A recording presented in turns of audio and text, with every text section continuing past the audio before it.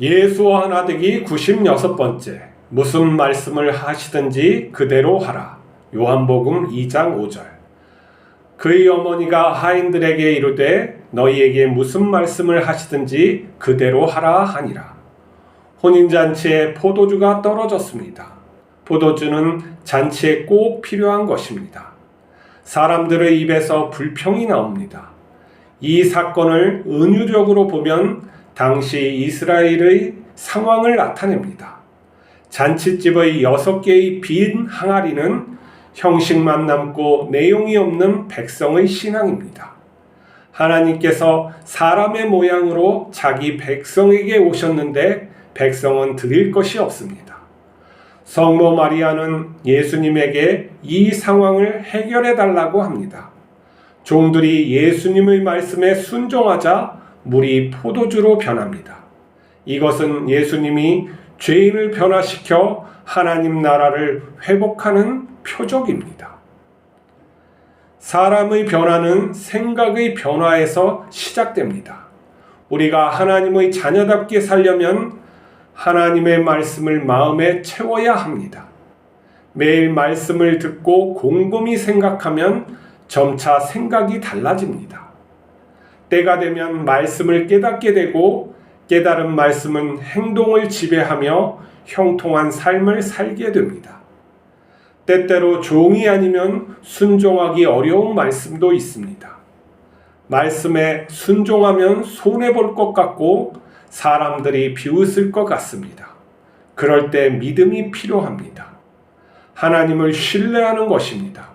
신실하신 하나님께서는 우리에게 자신을 나타내십니다. 말씀을 순종하면 결과를 통해 하나님이 어떤 분인지 알게 됩니다. 그러나 순종을 나의 노력으로 여기면 진리에 이르기 어렵습니다. 순종은 종이 주인에게 은혜를 구하는 것입니다. 선한 주인은 종을 책임집니다. 종이 주인의 말씀을 이해할 수준이 되면 그 집의 청지기가 됩니다. 주인과 청지기가 마음을 나누면 친구가 됩니다. 예수님이 물을 포도주로 변화시킨 것처럼 우리 또한 하나님의 자녀답게 만들 것입니다. 혼인잔치에 먹을 것이 없다. 초대된 사람들은 자신을 갖다가 무시하는 것인지 불평할 것입니다. 이스라엘 당시에 예수님께서 그 땅에 하나님의 아들로서 오셨는데 이스라엘 백성은 그 예수님을 받을 준비가 되어 있지 않았습니다. 분명히 말씀을 따르는 그러한 모습들은 있었지만 그 내용은 불이했습니다. 마음이 하나님을 향하지 않고 자기 중심대로 살고 있었기 때문입니다. 우리 교회의 지금 현재의 모습은 어떨까요? 우리는 예수님과 하나님 아버지와 성령님과 천국 잔치를 하고 있습니다. 그런데 보이는 교회는 어떻습니까? 내 교회 아니면 다른 교회 잔치집 분위기가 납니까? 즐겁습니까? 그 안에 먹을 것이 많습니까? 아니면 서로를 향해 불만과 또 불평을 늘어놓습니까? 그러면 그게 정말 하나님이 계시는 곳인가요? 정말 하나님은 교회를 어떻게 보고 계시는 걸까요? 우리는 진리라는 것을 깨닫기를 원합니다. 정말 깨닫기를 원하는지 내 자신에게 한번 물어보십시오. 내가 어떠한 존재가 되었으면 하는지 정말 내가 물어보십시오. 내가 지금 바라고 있는 것이 충족되고 있습니까? 아니면 계속 무엇인가를 충족돼야 합니까? 예수님께서는 우리에게 분명히 다 이루었다고 말씀하시면서 그것을 주셨습니다.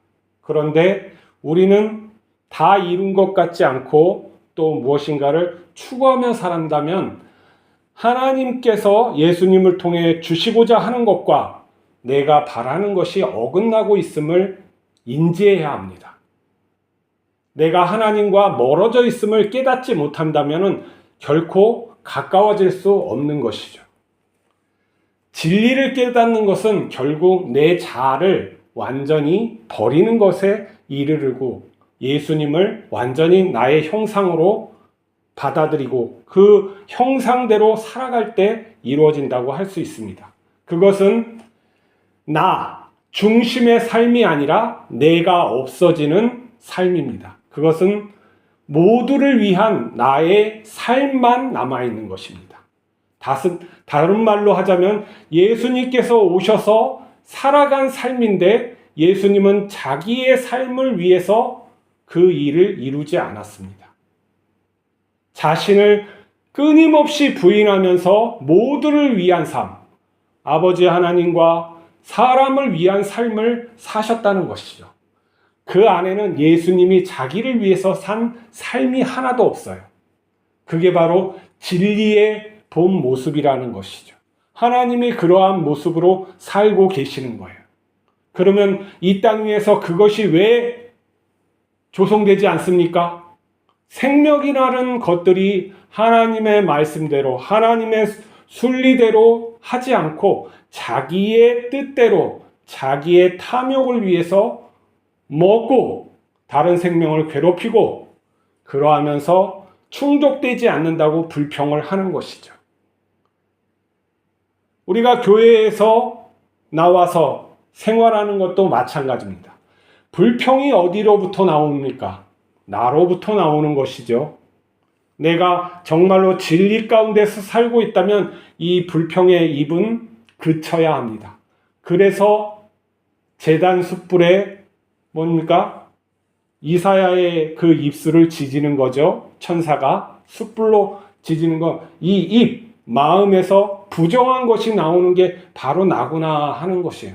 이게 지진다는 게 무엇입니까? 결국은 죽이는 거죠. 그 이사야를 죽이고 거듭난 이사야로 만드는 것이죠. 그래서 하나님의 종의 삶을 살아가는 거예요. 그 삶이 매우 고난이 많이 찾아왔어요. 이사야는 평생 고난을 받으며 끝에는 몸이 찢겨져서 죽었다는 그러한 전설이 있어요. 그렇지만 그는 이미 죽었기, 하나님의 형상으로 살았기 때문에 그는 영원히 산 것이죠. 지금도 이사야는 영원히 살고 있는 것입니다. 우리가 결국에는 그 단계, 하나님의 성품에 이르는 단계에 이르도록 하나님께서 우리를 불러주신 것이죠. 그것은 어떻게 돼야 하느냐? 말씀을 잘 들어야 돼요. 우리가 변화되려면 하나님의 말씀을 순종해야만 돼요. 우리가 하나님의 말씀을 떠나서는 되지가 않는다는 거죠. 근데 그 하나님의 말씀을 처음부터 알아듣기가 매우 어려워요. 그렇기 때문에 하나님 말씀을 잘 듣고 잘 읽고 곰곰이 생각하는 그런 과정이 필요한 거예요. 내가 찬양을 하고 내가 어떠한 봉사를 하고 이런 거 다 좋아요. 하지만 내가 근본적으로 변하는 그 과정을 따라가지 않는다면 나의 영적 성숙은 전혀 자라나지 않는 거죠. 그렇기 때문에 말씀을 깊이 이해하는, 하나님을 이해하는 거예요. 하나님은 말씀이기 때문에 말씀을 깊이 이해하고 깨닫는다는 건 하나님을 안다는 것이죠. 그러한 시간이 필요한 거예요. 말씀을 통해서 깊이 깨닫는 시간, 내 자아를 부인할 수 있는 시간이 필요한 거죠. 그리고 하나님을 알고 깨닫는 건 하나님께서 함께 하시는 거예요. 말씀이 곧 하나님이시기 때문에 우리가 하나님을 사모하고 깊이 들여다 보려고 할 때 내 마음이 그것을 깨닫게 된다는 거예요. 그러면 이 깨닫는 말씀들, 이 말씀들이 많아지면은 나의 생각은 점차 변하게 돼 있어요. 내가 변하지 않았다. 말씀을 깨닫지 못한 거예요.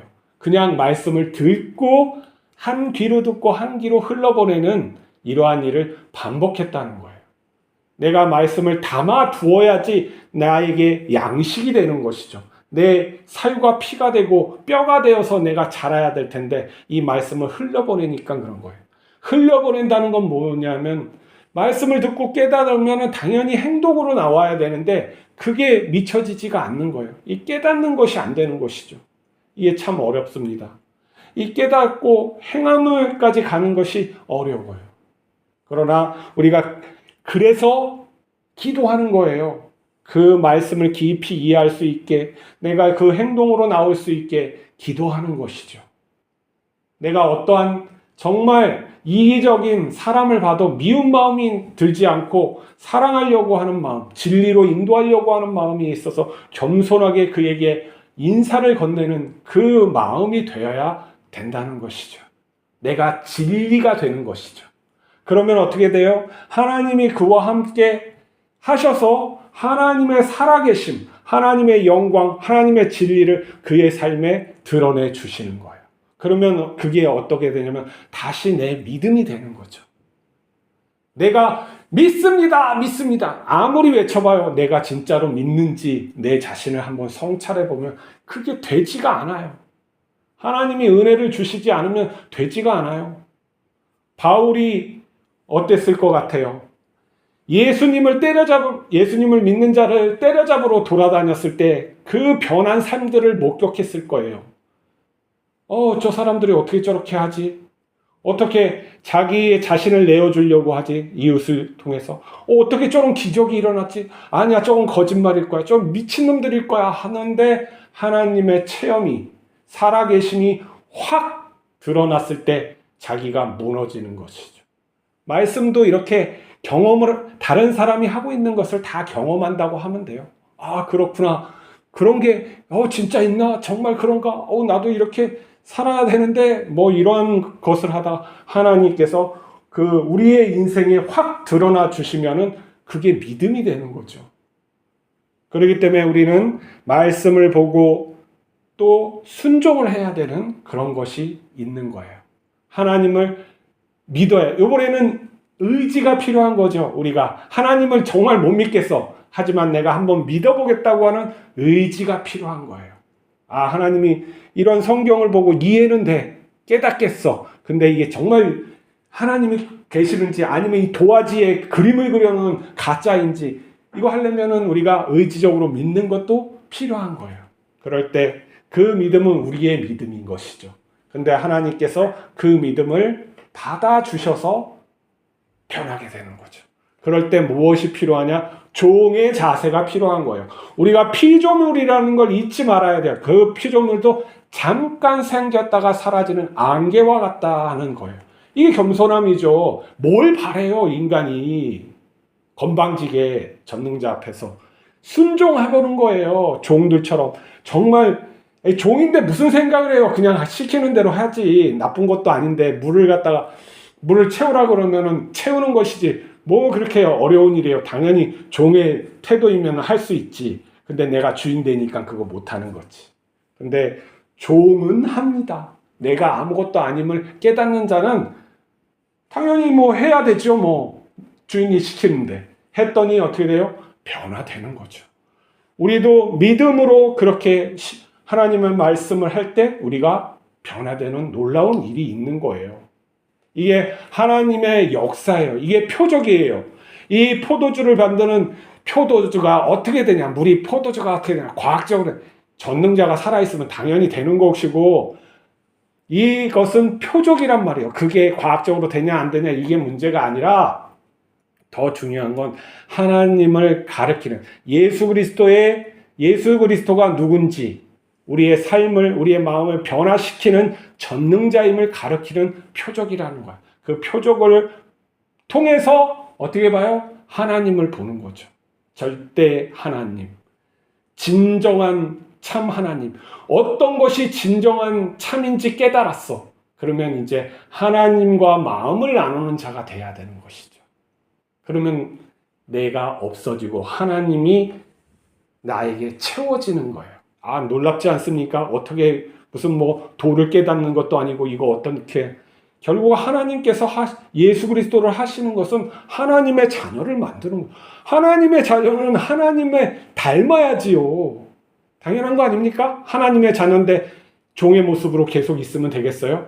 종에서 청지기에서 하나님의 자녀로 이렇게 끌어올리시는 것이 하나님이고 우리의 인생의 영적 성숙도죠. 그러면서 나중에는 내가 없어지고 다른 모든 생명들을 위해서 내가 살아갈 수 있는 그러한 존재가 되는 거죠. 그게 하나님의 이 인간을 통해 이 죄인을 어떻게 해요? 하나님의 성품을 가진 자녀로 만드는 거예요. 우리가 예수님의 형제가 되는 것이죠. 이러한 소망을 예수 그리스도께서 주셨다는 것, 하나님 아버지께서 그 독생자를 우리에게 주셨다는 걸 잊지 마시기 바랍니다. 그 독생자가 우리 안에 계시고 우리의 참 본성이 되었음을 잊지 마시고 나를 부인하고 예수 그리스도를 붙들며 오늘도 사시기 바랍니다. 기도하시겠습니다. 거룩하신 하나님 아버지, 우리와 함께하여 주심을 감사합니다. 우리를 자녀 삼아 주시고 하나님의 자녀답게 변화시켜 주심을 감사합니다. 우리가 순종하게 하시고 그 순종을 통해서 하나님의 영광을 체험케 하여 주시옵소서. 하나님과 마음을 나누는 자가 되게 하여 주시고 하나님께 거룩한 찬양을 드릴 수 있는 그러한 존재가 되게 축복하여 주시옵소서. 우리 주 예수 그리스도의 이름으로 기도하옵나이다. 아멘.